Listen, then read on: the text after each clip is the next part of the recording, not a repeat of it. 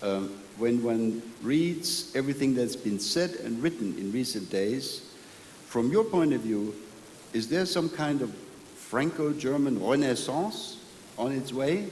Question mark?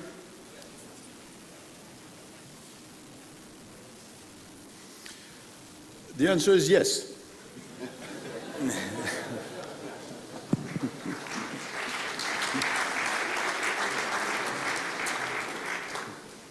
Ladies and gentlemen, Mr. Chairman,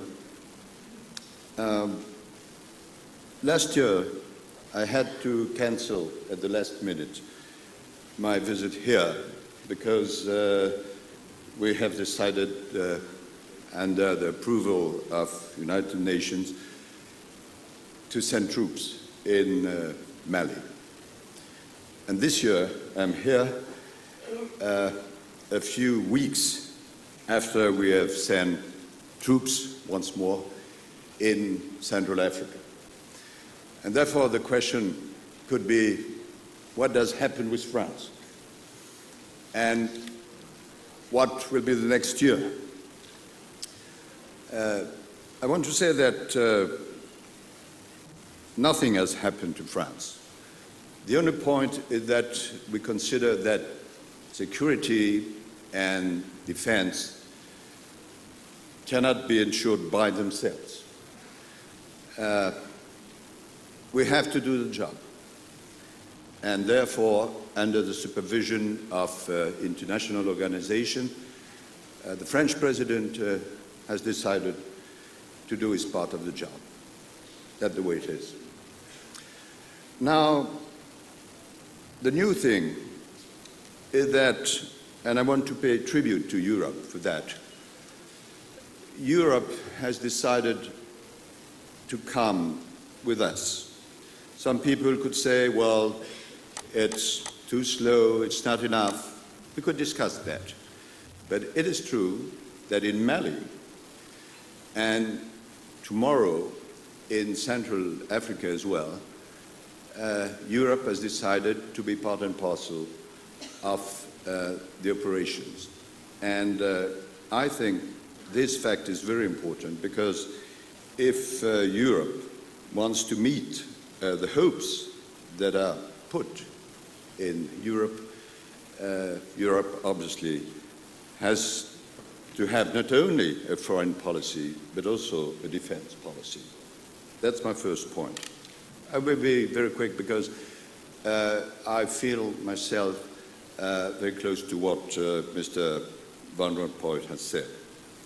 The second point is that if we want, I mean both Europe and France and the other countries, to play the role which is ours in security matters, we have to be economically strong.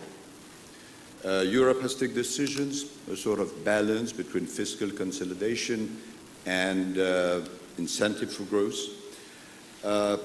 New steps can be taken both at a European level and at a national French level.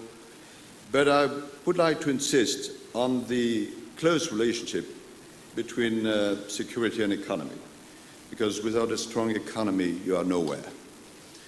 And it is true not only for economy as a whole, but in a particular sector, which is obviously a moot point for security and economy as well, which is energy.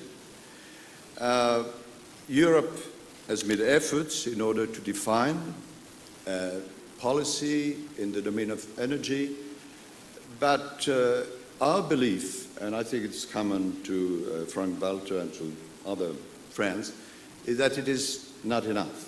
And we have to insist on this because we are too dependent on foreign countries, because we are not enough aware of not the climate change, but the climate disruption, because it will be a disruption if we don't act. And in the coming weeks and months, Europe has to take the lead in this domain, I mean energy. And my our personal belief is that European people are expecting more discussions about economy, employment, energy than about institutions. I don't mean that there are no problems with institutions, but you cannot put this at the forefront of the public debate, otherwise European people will be fed up. The third observation I want to put is that obviously there have been improvements in the fields of defense and foreign policy so far as Europe is concerned, but it is still not enough. I want to pay tribute to Cathy Ashton, who's here, because he has done a great job in his present job and in different subjects, Iran and other topics, maybe today Ukraine.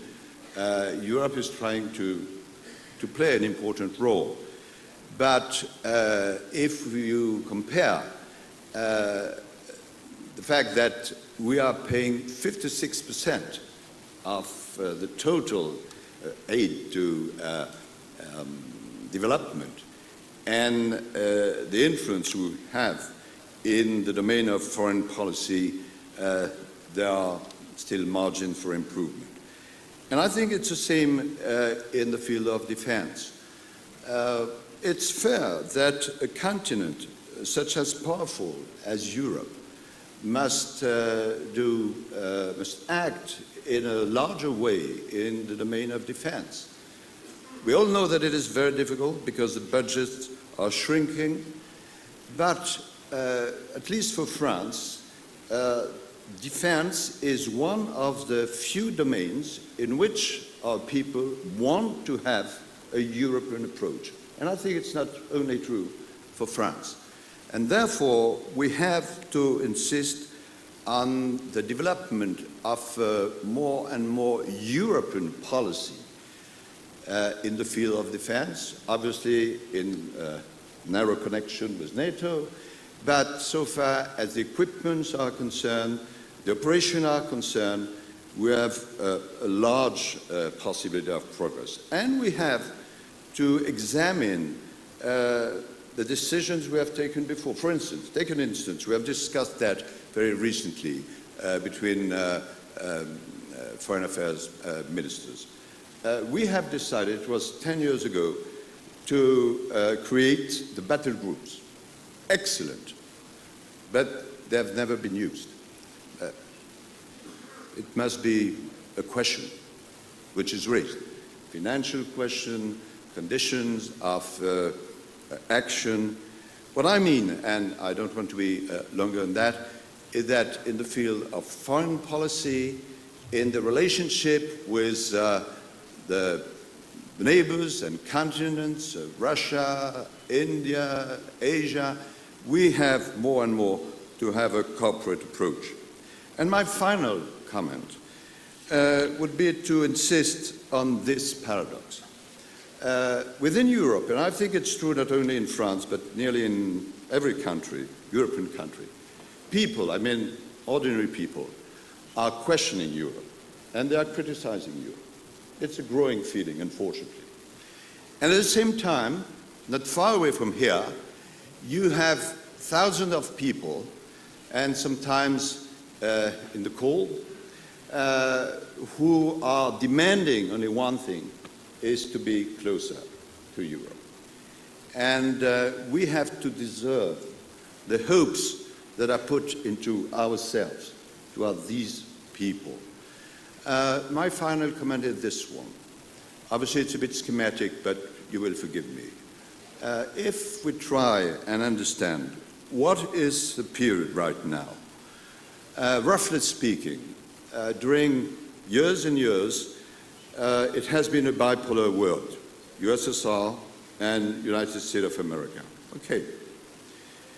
During a short period of time, our American friends were undoubtedly the leading power in all the domains. we sometimes speak about multipolarity. I think it's not true. We hope that we shall go towards an organized multipolarity and the supervision of international organizations. But today, and I hope not to be rude in saying that, it's more a zero-polar world, where, be it a single power or two powers, there is not such a power which by itself can decide and solve the crisis. And we, Europe, can be one of the elements which will help to go toward this multipolar organization or organized multipolarity, which will be very useful for peace and security. Thank you. Thank you.